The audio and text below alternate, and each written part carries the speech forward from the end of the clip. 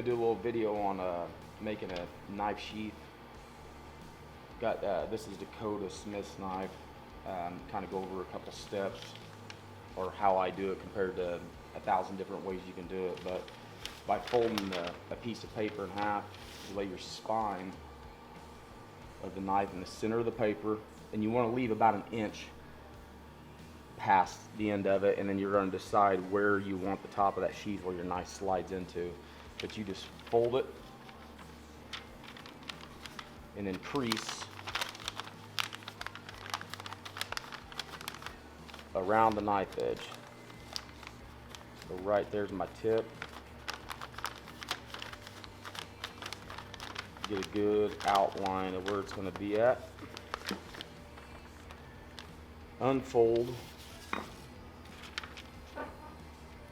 and you can see kind of a outline here if this is your knife. And then what we want to do is we want to go an inch past on the outside, and that'll cover the wet shrink around the blade and around the handle, and plus what you take up, and also give you about 5/8 of an inch for the welt, and that's where the knife edge is going to sit on the inside up against and try to protect the stitching from it. So we'll go an inch past. I just draw a few little lines here.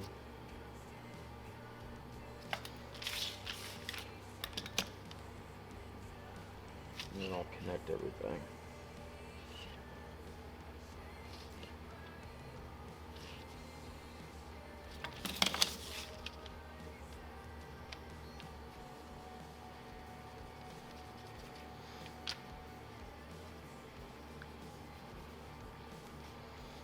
So that's pretty much how that's going to lay in here like this. So if you flip this knife over, it's about how it's going to lay inside that sheath. And then I'm going to bring it up to about right in here, and that'll be the top, very top of it. And this doesn't have to be perfect right off the back. You can always trim this stuff up a little bit. And then obviously he wants it on the right side. So if you think about how the sheath is going to sit,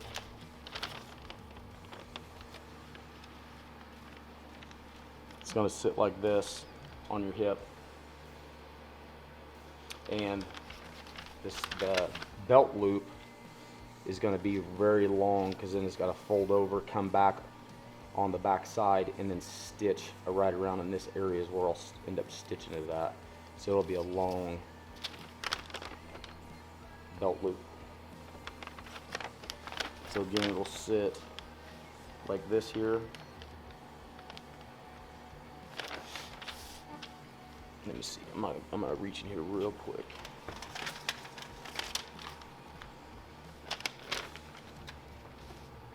Okay, and what I do is, here's my half mark, and I just kind of round this edge up, round off of this one, and I'm going to end up making this probably about 8 inches long on the belt loop. Like I said, it didn't have to be perfect. So I'll take that,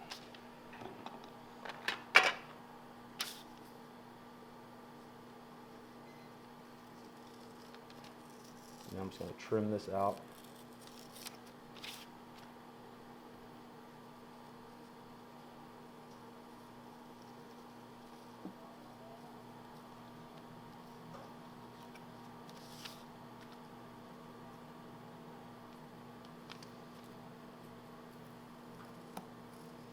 And then I'll lay this on the leather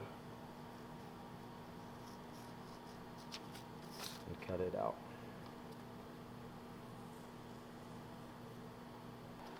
So it'll be similar to this right here.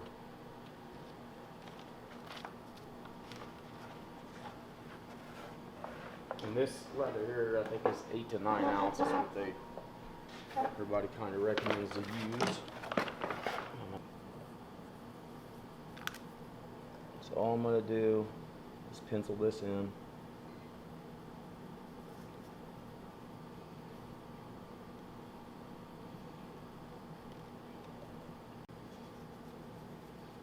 And then where I left off on the paper here, I just want to just kind of continue that same shape to the point down here, like that.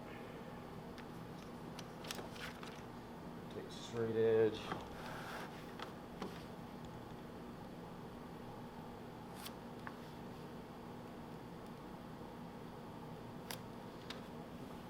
Just like that there. Now we'll trim it out.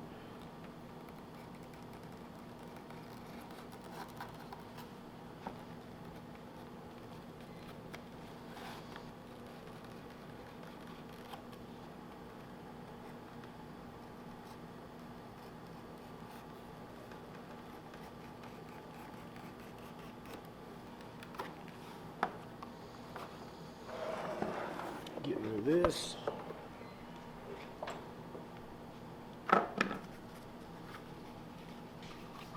Again, there will be the fold right here, this, and then this will fold back around, and you'll have enough for basically pretty much an 1.5 inch belt. And I'll groove this out and stitch it. And then when I talk about grooving, it's just to recess the stitching in and just get used to doing it. And especially here on the inside, when you slide that knife blade, you don't want the stitches exposed to the edge where you can cut it. And it'll be the same thing where we put this welt, which will be about 5/8 of an inch. It's going to run all the way down through here, so it'll space it out another width of the leather, and that's going to protect all the stitching here on this outside edge.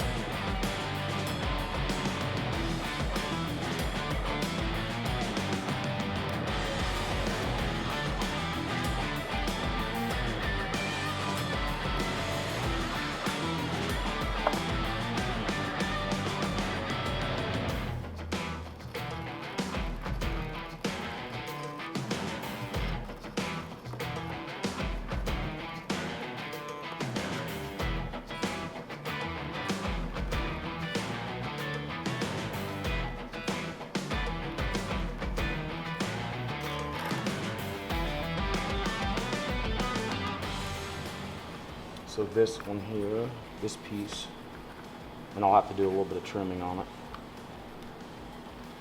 but it'll sit right in there just like that when we're done.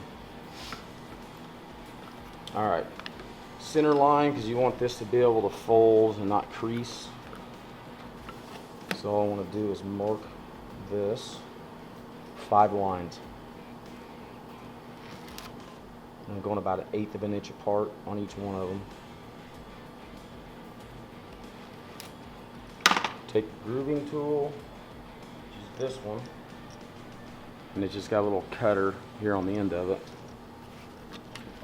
I'm just going to use the straight edge.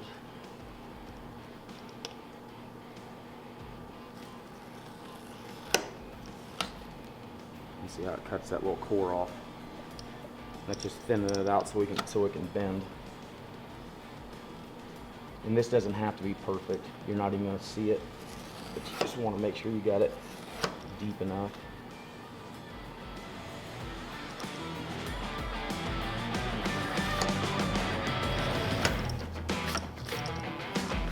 I'll do this one in the other direction.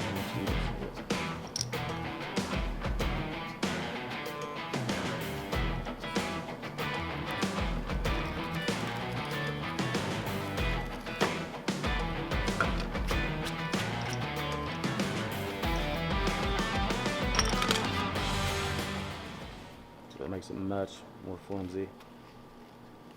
Be able to bend over.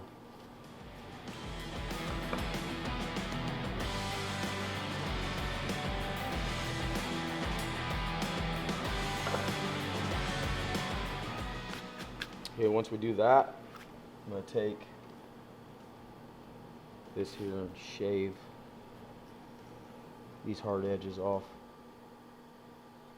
I'll probably may have to do this again later, but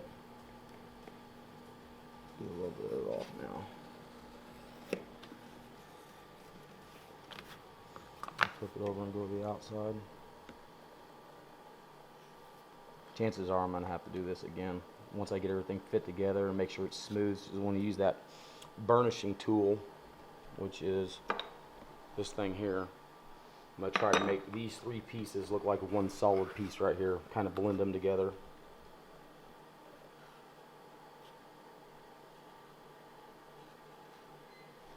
So I'm going to have to have that as smooth as possible. So now I'm going to go to the stamping part.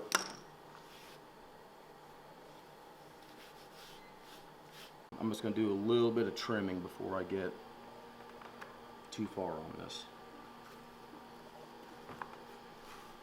You can see these rough, like a rough point here and here, but I want to get those smooth because when I score this line to where we're going to start the stamping, I usually come in about a half of an inch and I'll score a line around this outside like this on here, and then I'll start that stamping in a pattern across the front. We'll wet it down and start stamping, but that'll give me a line to where I stop at so I don't get into where I'm going to stitch and punch all my holes. So I'm just going to trim this up just a little bit.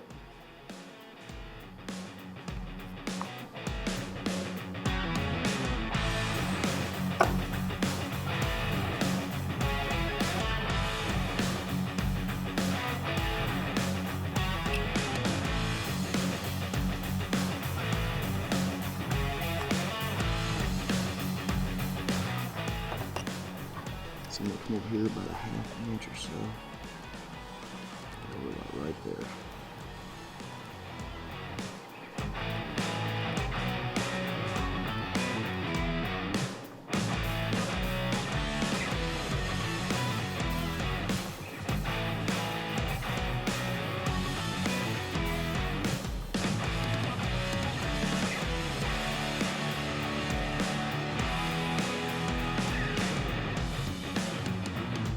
Here's the start of it. The thing about using this press, when you get up on these edges to where you don't want to blend and go over the top of where your edge mark is, I'm probably going to have to use the hand stamp, because depending on how these fall out, if half the width or it goes over, I don't have any control over this. So that's usually when you just set it at an angle and pop and just get part of it to hit and not smash over the side.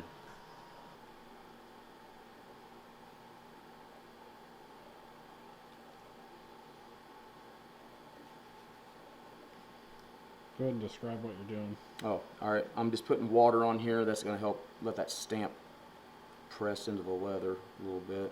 It's going to get a little bit deeper that way.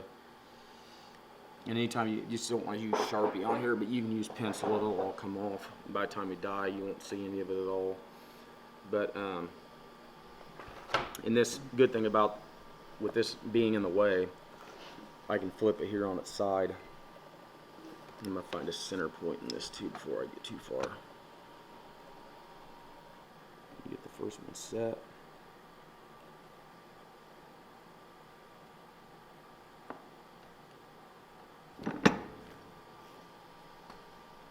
So that's what it'll look like. And I just got to keep just kind of repeating that pattern through here. Just one right on top of the other.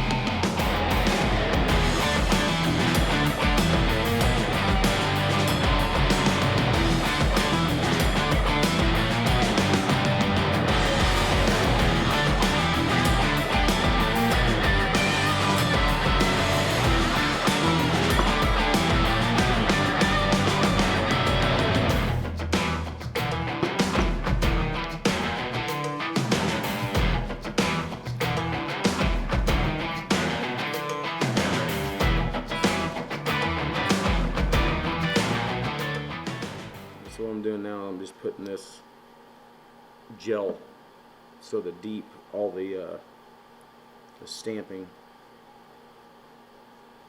be a little bit deeper in color than the rest of the sheath.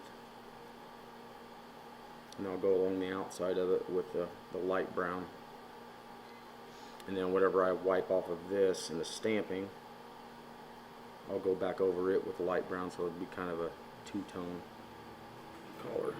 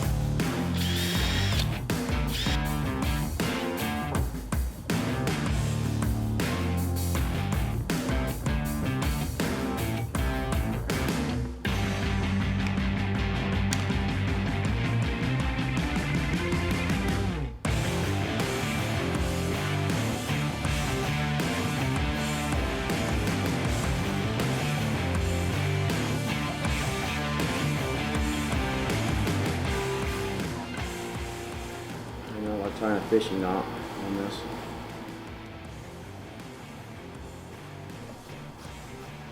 I'm going to start stitching. The way I'm going to do this is I got 2 needles tied on each end. I'm going to go through and even up the ends.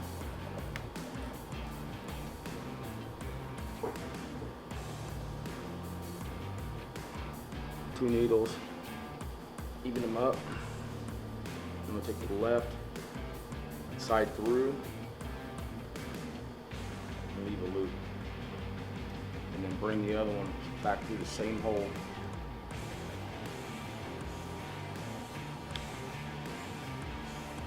And then once I pull it through, I'm going to grab this loop.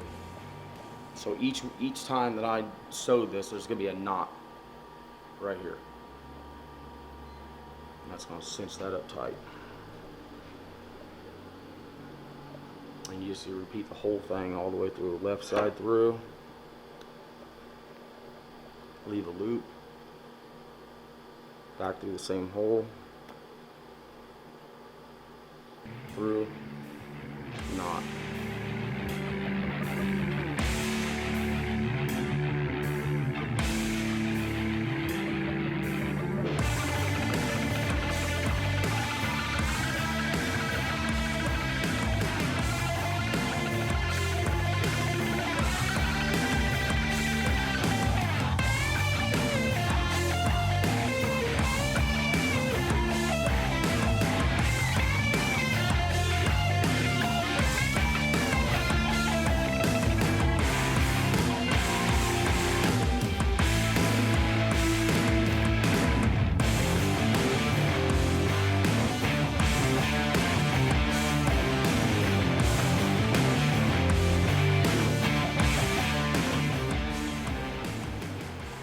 Pretty close to being the end of it.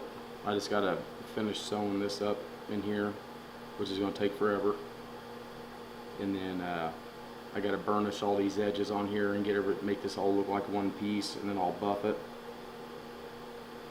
And then I'll wet form it to the knife, and it should be good to go.